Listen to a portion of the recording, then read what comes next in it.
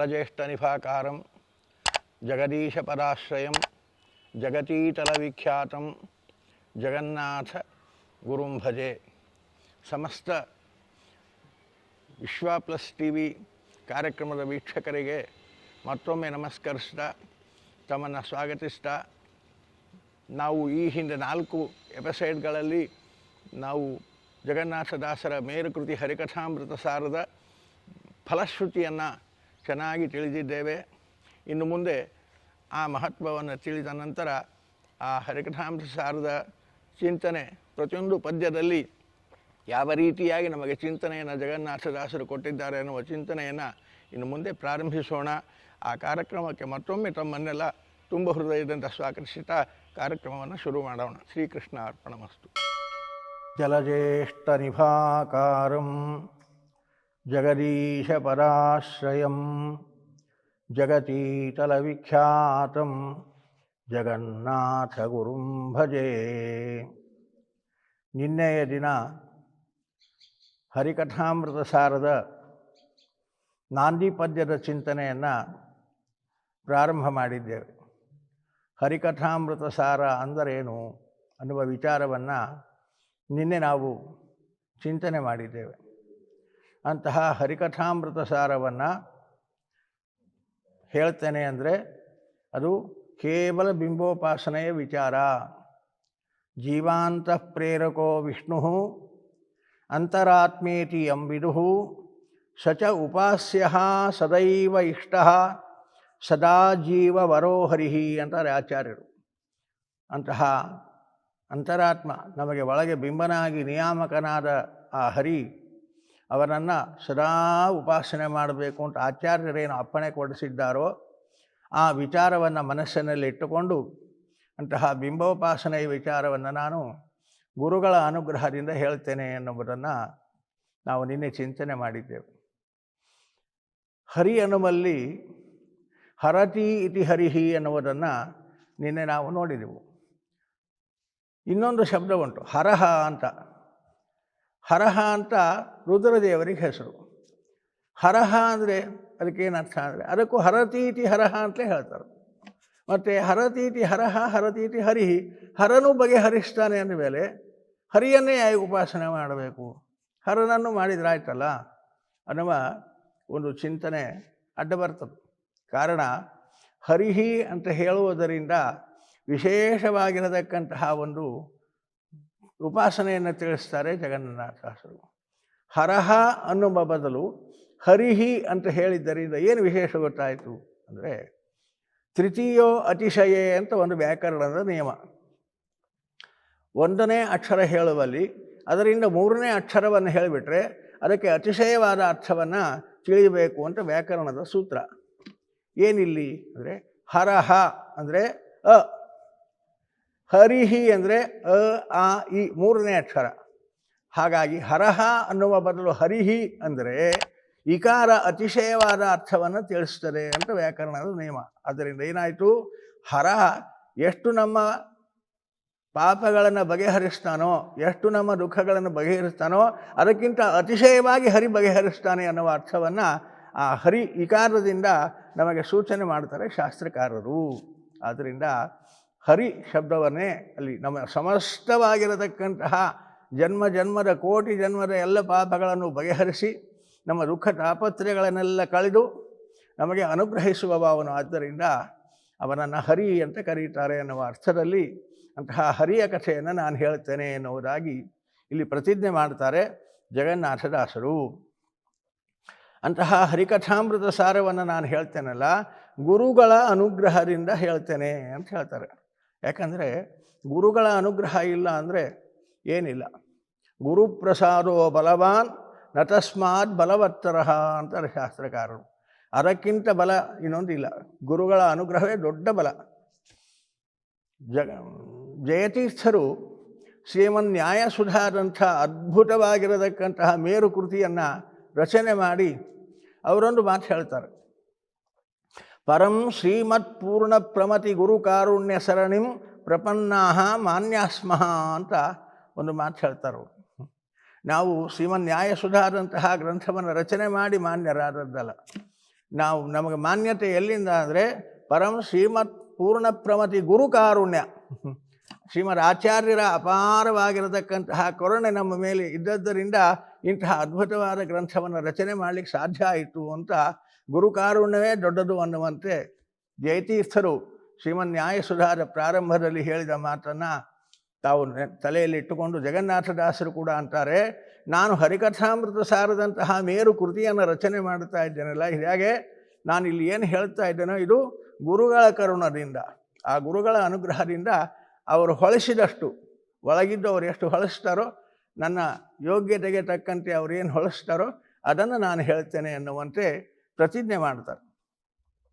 ಹೀಗೆ ಗುರುಗಳ ಮಹತ್ವ ಏನು ಅನ್ನುವುದನ್ನು ತಿಳಿಸ್ತಾರೆ. ತನ್ನ ಗುರುಗಳು ಯಾರು ಅನ್ನುವುದನ್ನು ಕೂಡ ಸೂಚನೆ ಮಾಡಿ ತಿಳಿಸ್ತಾರೆ. ಹೀಗೆ ಗುರುಗಳ ಕರುಣದಿಂದ ಆಪನಿತು ಪೇಳುವೆ, ನನಗೆ ತಿಳಿದಷ್ಟು ಅನ್ನುವ ಸೌಜನ್ಯ ನಾನು ಹೇಳ್ತೇನೆ ಅನ್ನಲ್ಲ ಅವರು, ನಾನು ಹೇಳೋದು ಗುರುಗಳ ಅನುಗ್ರಹದಿಂದ.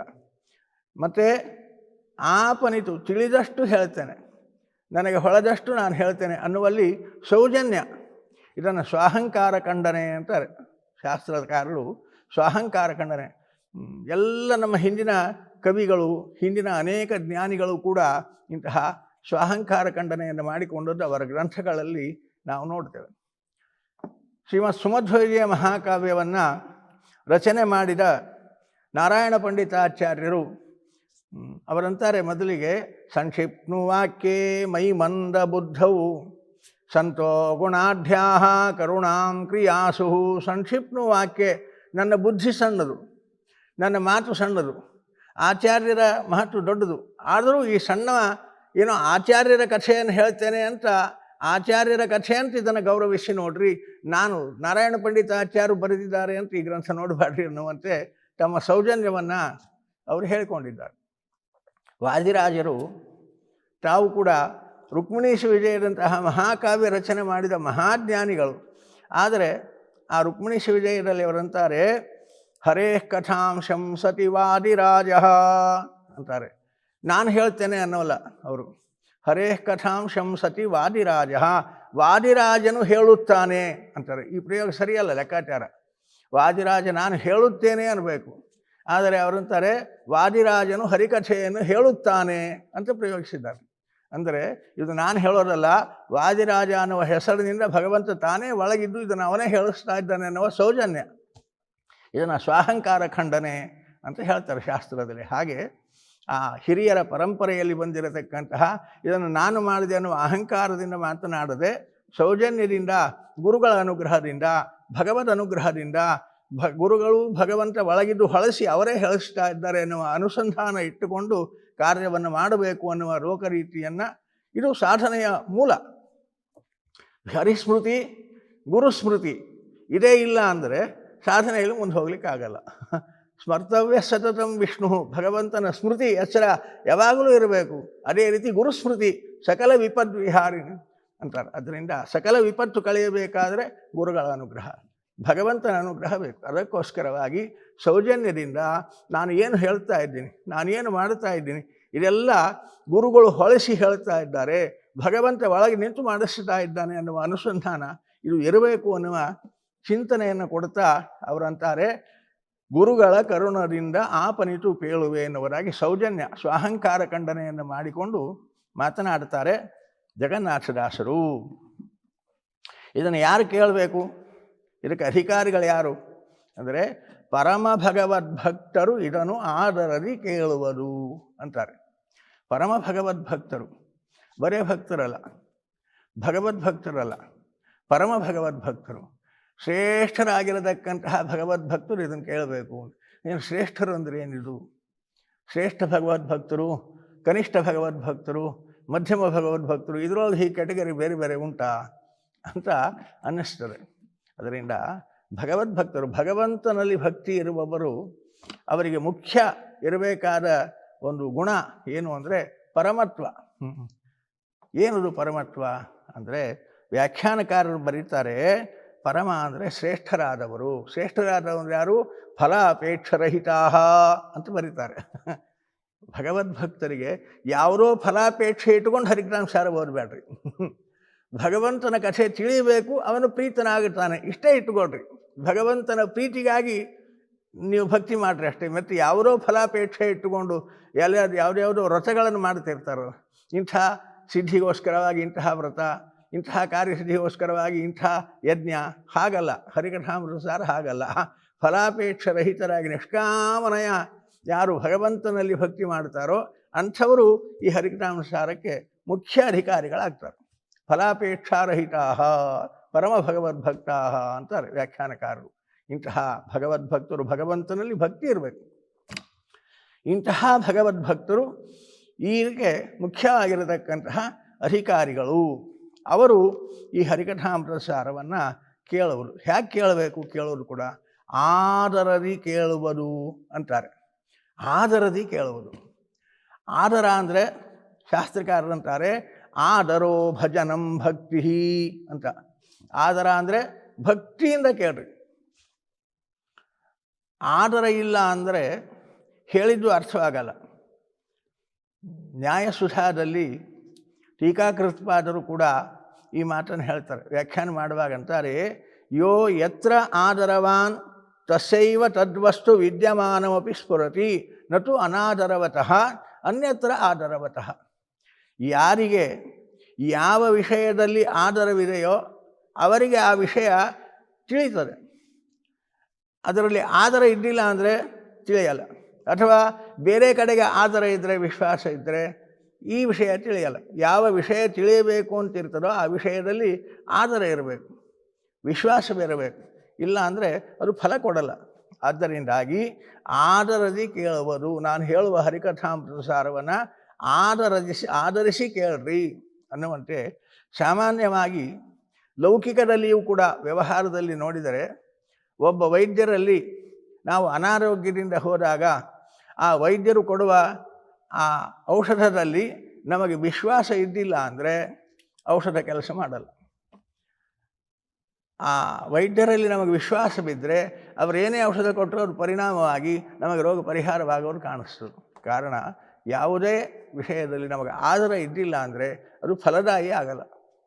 ಕಾರಣ, ನೀವು ಹರಿಕಥಾಮೃತ ಸಾರವನ್ನೇನು ಶ್ರವಣ ಮಾಡ್ತಾ ಇದ್ದೀರೋ ಇದನ್ನು ಆದರದಿಂದ ಶ್ರವಣ ಮಾಡಿರಿ.